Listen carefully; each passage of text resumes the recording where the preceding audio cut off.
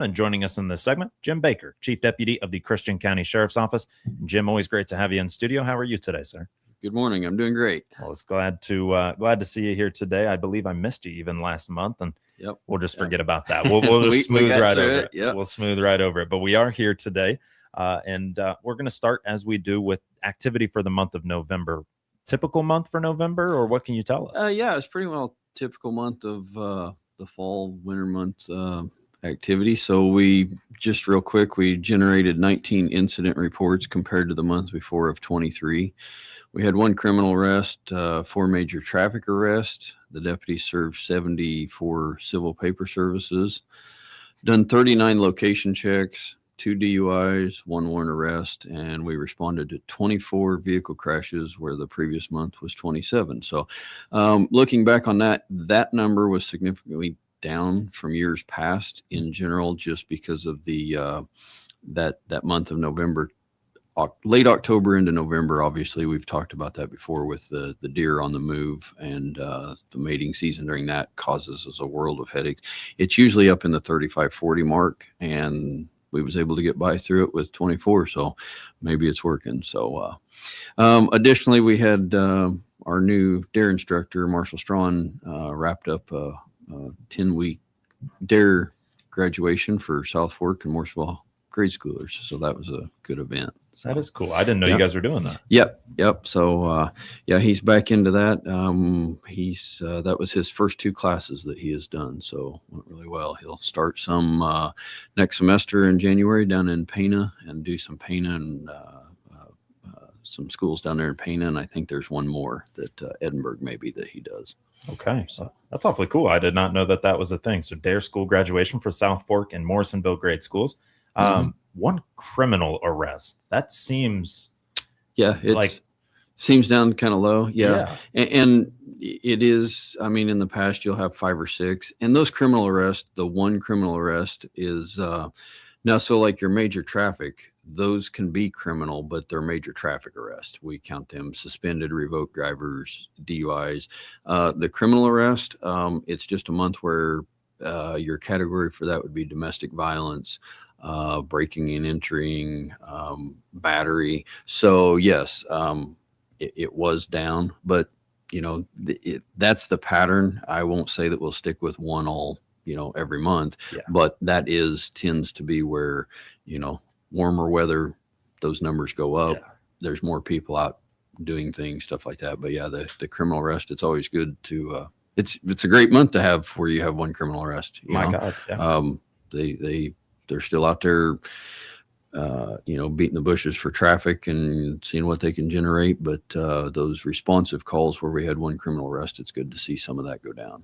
I was going to say that just seems like an unbelievable number to me. But also, you just hope maybe the holiday spirit is making its way. Well, in a perfect world, I'd come in here and have no major traffic, no DUIs, and no criminal arrests. That's where that's our goal. Sure. We're out there doing proactive, and your goal is to get those numbers down, and we'd like to see those arrests go down.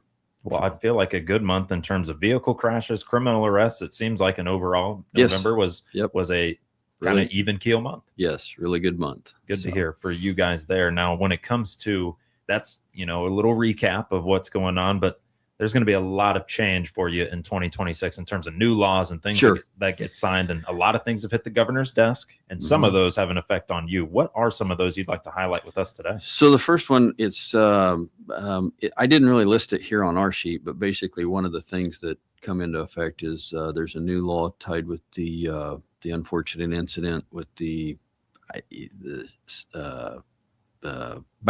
it's requiring background checks more in-depth and more thorough for new hires. For us, that's the biggest one that impacts us. We were always doing the background checks. It's just now it's mandated. Things like psychological exams, you have to show proof that you've reached out to all the previous employers. You just really have to do your due diligence in hiring someone. Additionally, if we're hiring from another agency or an agency's hiring one of ours, we have to provide them with every ounce of material that's in that personnel file to be forwarded onto that next agency. So that's one that affects us. Real quick, So some of the other laws that take effect, a list a mile long.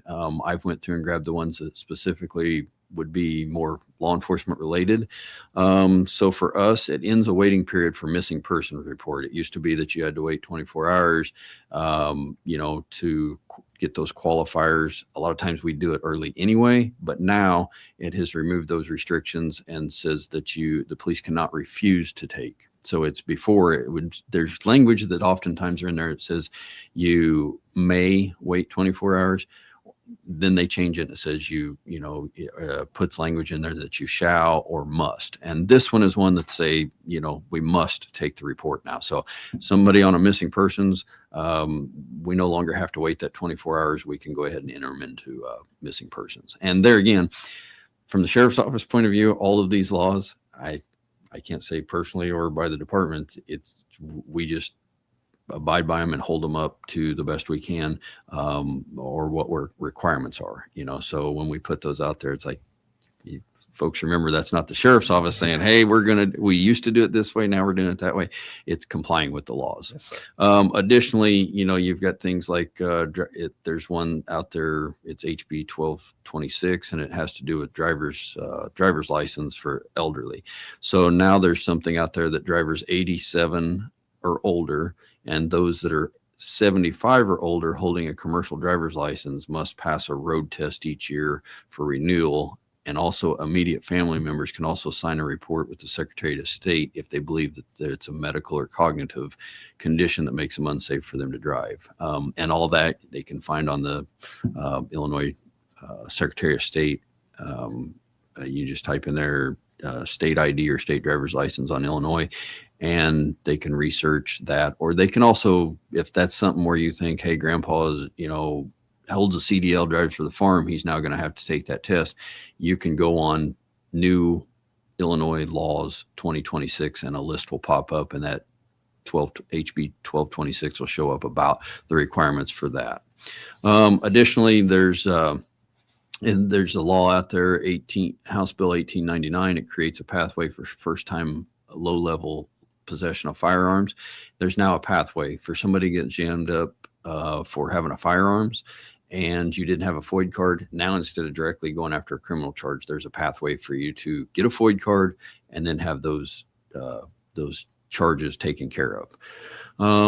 There's one that clarifies an eviction law for those that have rental properties. So basically it reads that the eviction law doesn't prevent law enforcement from enforcing criminal trespass. It used to be you get somebody on your property, our job is to show up, give them a no trespass warning, and then the second time we would enforce it. Now, if that person provides proof that they own that residence and there's a trespasser, we do not have to provide them with a written warning being removed from the property before we evict them off of the property. Okay. Now, when I say that the evictions to get them out of the property is different than basically evicting them from a squatter's rights out in front of the house, stuff like that. We just no longer have to, hey, you're trespassing. We basically can get them directly off the property.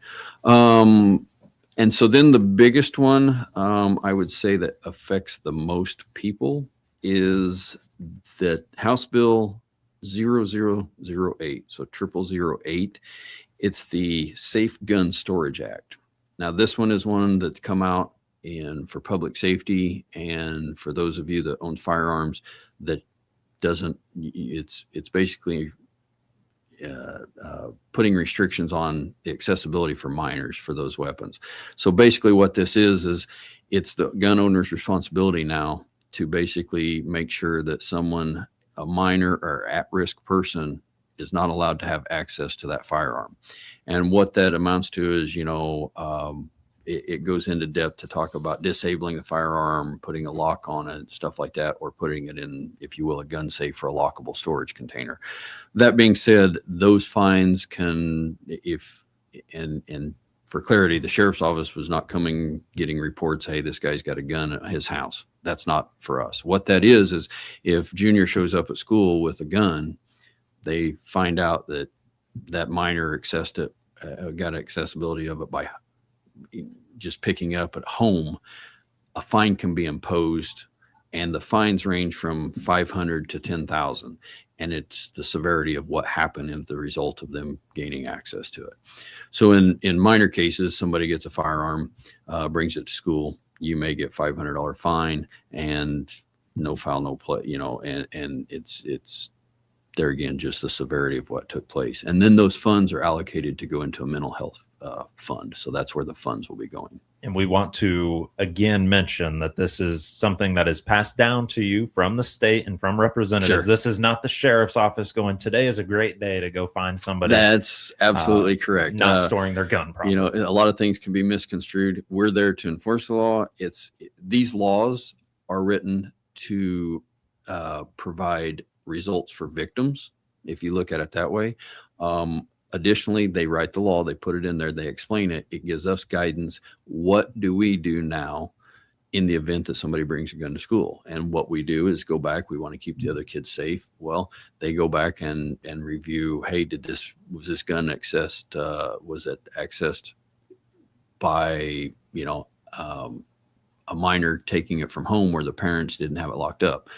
Then that also gives guidance for the state's attorney to impose fines. Gotcha. As a means of dealing with that crime. Now, there are caveats to that basically are in there saying that if somebody, keep in mind, real quick, the exception applies when the gun is lawfully carried under the owner's control or it's taken through unlawful entry. So there again, if you have it at home and somebody gains access to it, you're not liable for it if it is an unlawful entry. If you think about it, it's just people within the home or the access to it. Or keep in mind, it could be something where your nephew comes over to the house. If you don't have that gun safely secured and they get it, you would be liable for it. Well, and there is good to have some exceptions to any rule, and especially Sure. in those cases there. Can we unpack a few of these? There were a few that I Sure. wanted to real quick, specifically with the FOID card one here. So certain first-time low-level weapon possession offenders in Illinois could instead apply for a FOID card to then get out of said charges. My question to you is, has it been clarified if, say, they are under some sort of psychiatric thumb, or they are known to not really be deserving of a FOID card, but they've not got a criminal record that keeps them away from it? What do you do in that instance? Yeah, so there again, we don't have anything to do with FOID. When I say we don't have anything to do with that, what I mean by that is the FOID regulations are all the Illinois State Police regulated. Now, that being said, when I read the bill, it's on a case-by-case scenario. Low-level crimes means, say you yourself, you move here from another state, you come from a state that you didn't have to have this FOID card, you have your grandpa's pistol, firearm, whatever, and you get stopped. And the police, hey, for whatever reason, see it, discuss it, you disclose it, and you have that firearm and you're a resident of Illinois and you do not have a FOID card. That's a criminal charge. This opens up a pathway, case-by-case scenario. That is a misdemeanor crime, but now it gives you the path to say you would obviously have a process to go through. You would apply maybe a case review, and then you would apply and get that FOID card and not have those criminal charges. Okay. So there again, when we talk about mental health, this pathway is just an option for low-level crimes against the violators to knowingly or unknowingly violate it, and then knowingly have a path to make right with that, if you will. I think that's a good example, though, of one, because I was trying to come up with an example of something that would make sense to me. And Jim, I'd mentioned I wanted to unpack a few others, but there's some other things we want to talk about here today, and we've taken care of almost 15 minutes. Okay. So let's take ourselves a break. We'll be back in just about 3 minutes with Jim Baker, Chief Deputy of the Christian County Sheriff's Office. Today, we're talking the month of November, the activity there, and the new laws for 2026, and what that means for the Sheriff's Office and for you at home. You're listening to WTIM, your information station.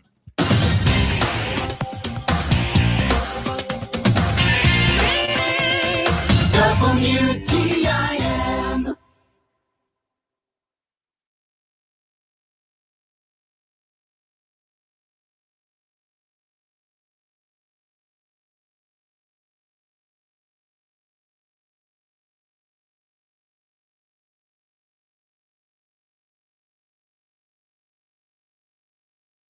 Gold are coming your way. The Taylorville tornadoes are going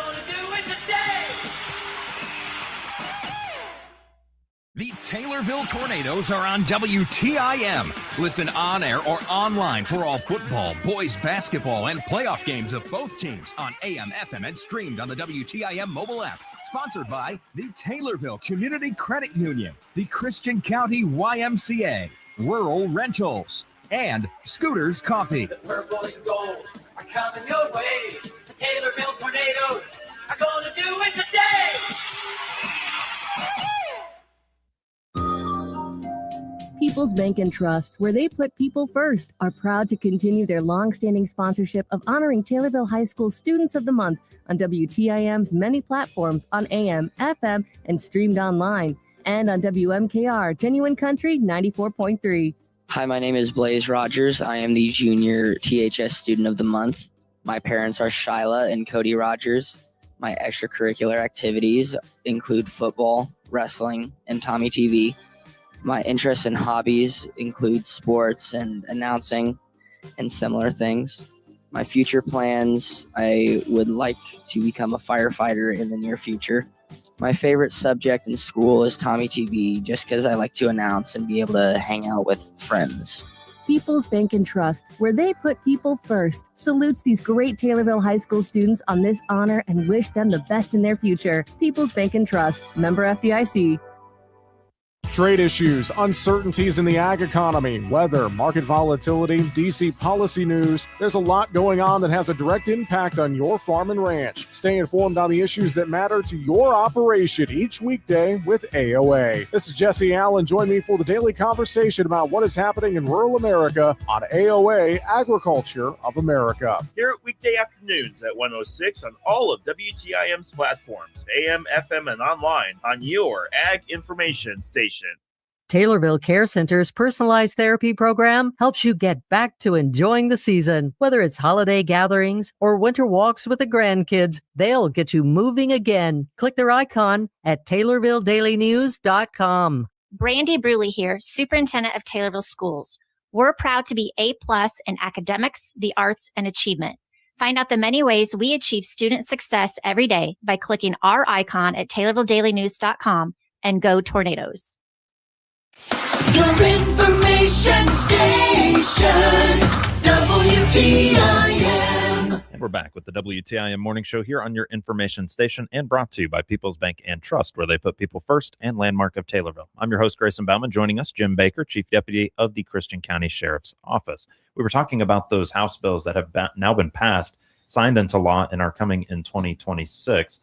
Jim, the last question I have for you on this before we move to some winter driving and travel tips, where is the best place for me to find out more information on some of these things so I can dive a little deeper into? Yep. So I'm going to be posting some of these key law enforcement ones on our Facebook, but you can also go to New Illinois Law 2026, and you'll get a whole list of, I will say there's a large amount of these, and they're actually titled law enforcement, health, employment.